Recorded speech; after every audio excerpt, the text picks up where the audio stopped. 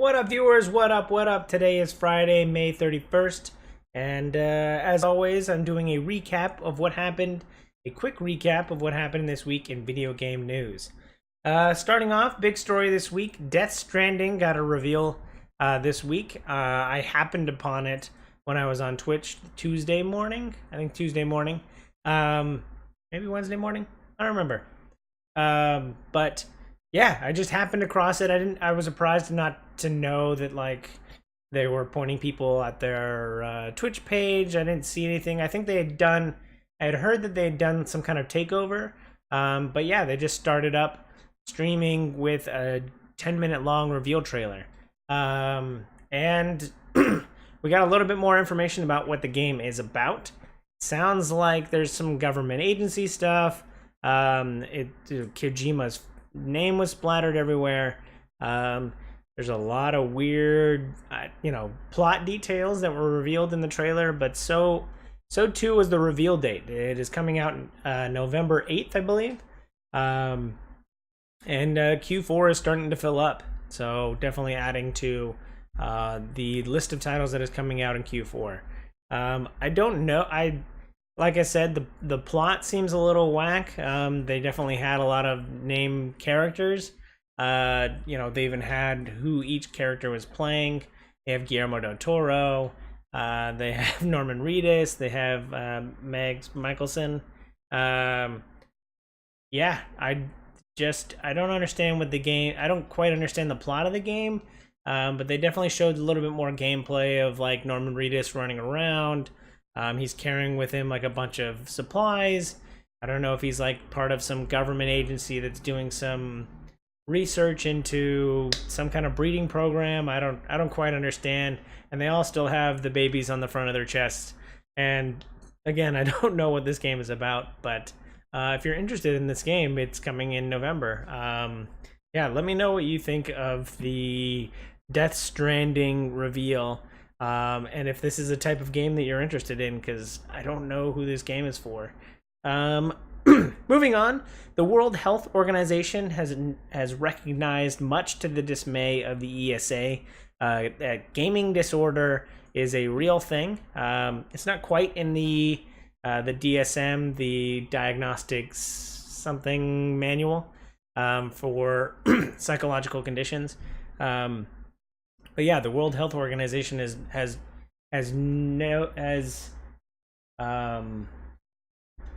recognized gaming disorder as a real thing. I actually found a test that I will put down below that you can get a rating on how much or how much your symptoms match the symptoms of gaming disorder. I got a 9 out of 20, which I think a lower score is bad. Maybe a higher score, I'm not quite sure. But I took the test. It had a lot of it had a lot of salient points in it. A lot of it had to do with social media as well, which I thought was a weird angle to go with like gaming disorder stuff. But yeah, if you want to take it, you can get a score at the end. There was like a second half of the test that I didn't take. But yeah, if you think you're struggling with gaming disorder, here is a survey down below to get a diagnosis on that. And if you are struggling with it, do seek medical help. Moving on, it is pre-E3 time as we near the beginning of June. It is the end of May, so as we get into June, that means E3 is starting up, which means the E3 rumor mill is starting up as well. And there's a rumor for a new Ubisoft game, and the game is going to be some kind of roller derby game. I think a lot of rumors a lot of speculation and things start revving up around this time. I'm definitely going to be talking about pre-E3 stuff next week, considering next Friday will be the Friday before all of this stuff starts. But yeah, the rumor mill will start ramping up. And it's gonna start. You're gonna start seeing a lot of things about things you might see at E3, and a lot of it will be speculation. So take everything you see with a grain of salt. Moving on, speaking of not quite rumor mill, but Larian Studios, the studio behind Divinity Original Sin 1 and 2, they are working on a new game, and the teaser image showed like 3 slashes that were kind of like in a devil, like, or like a horn shape, and so people thought it might be Divinity Original Sin 3. But now the current internet rumor is saying that it could be Baldur's Gate 3.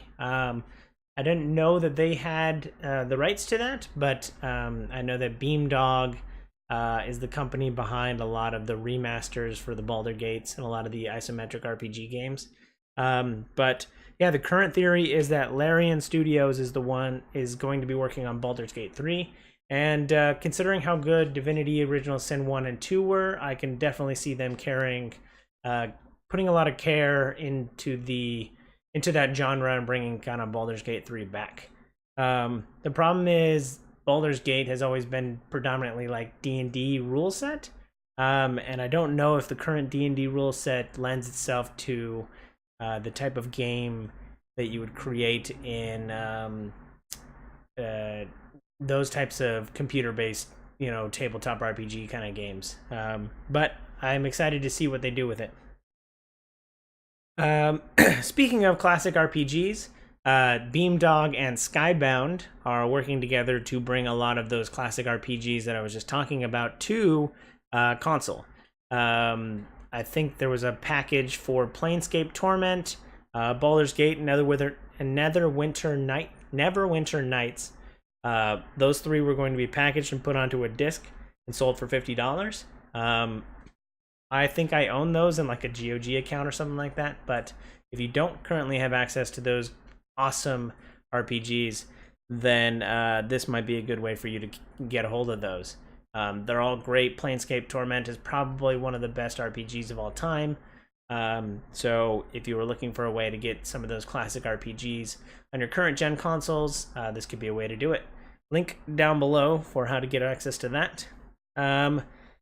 June's PlayStation Plus has been revealed, and I've been looking for a way to play Borderlands, the previous Borderlands games, and it looks like that my wish will be fulfilled, considering Borderlands, the Handsome Collection, and Sonic Mania, I believe, are the June PlayStation Plus free games.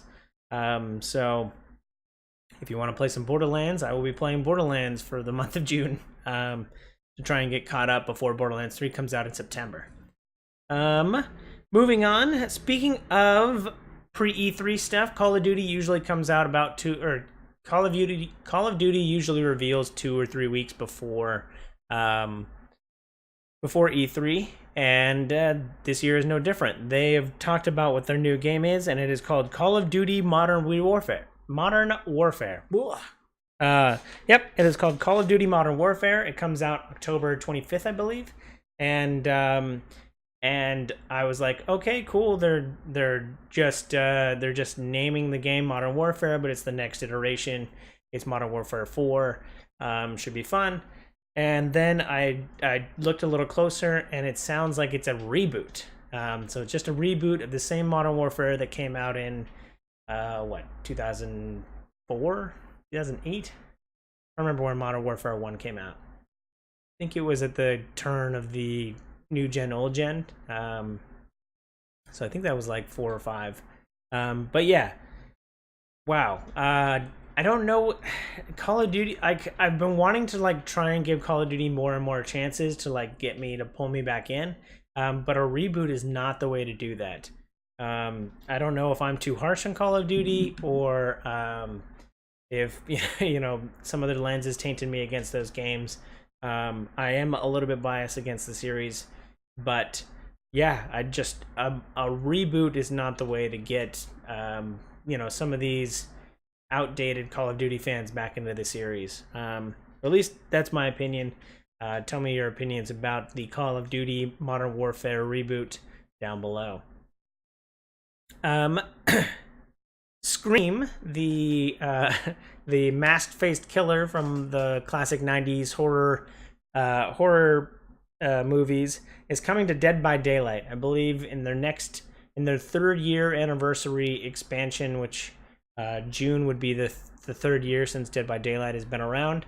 They are bringing out the Ghost-Faced DLC, and that will include a new killer, and that new killer is pretty much the Scream guy. I don't know if there's like one. I don't quite remember the lore behind the Scream killers or the killer in the Scream movies, but that is who is going to be there. So in the black cloak with the single dagger is going to be the next killer in Dead by Daylight.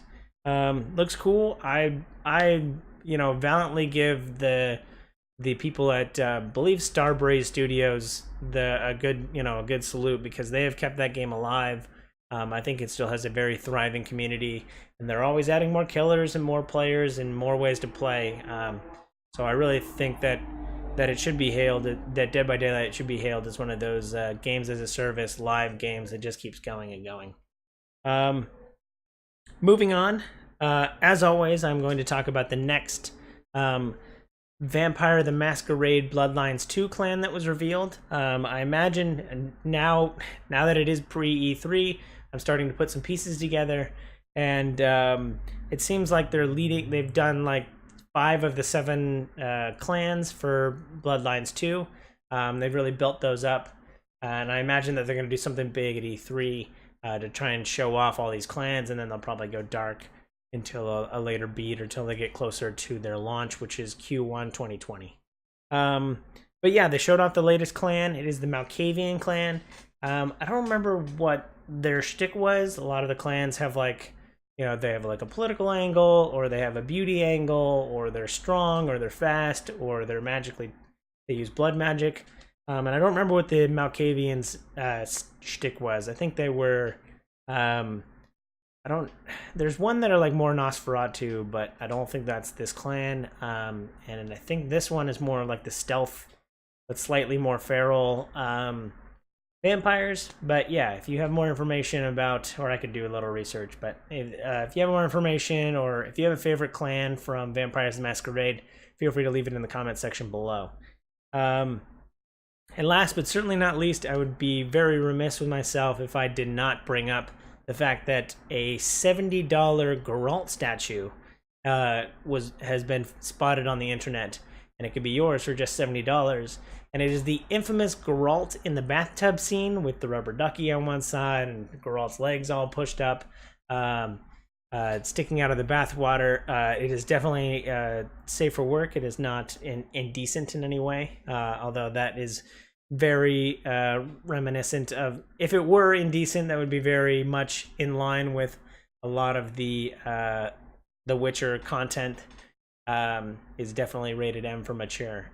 But yeah, this infamous scene from Witcher 3, from their marketing and the first hour or so of the game, this scene could be yours for $70. I'll have a link to that down below. But my shelf's looking a little empty, so I might get myself a Geralt sitting in the bathwater statue. But that was a quick recap of the week. If you feel like I forgot anything, if there's any big video game news that I didn't get to, or that I didn't cover, feel free to leave it in the comment section below. If you are watching this Saturday, that's when I typically upload this to YouTube.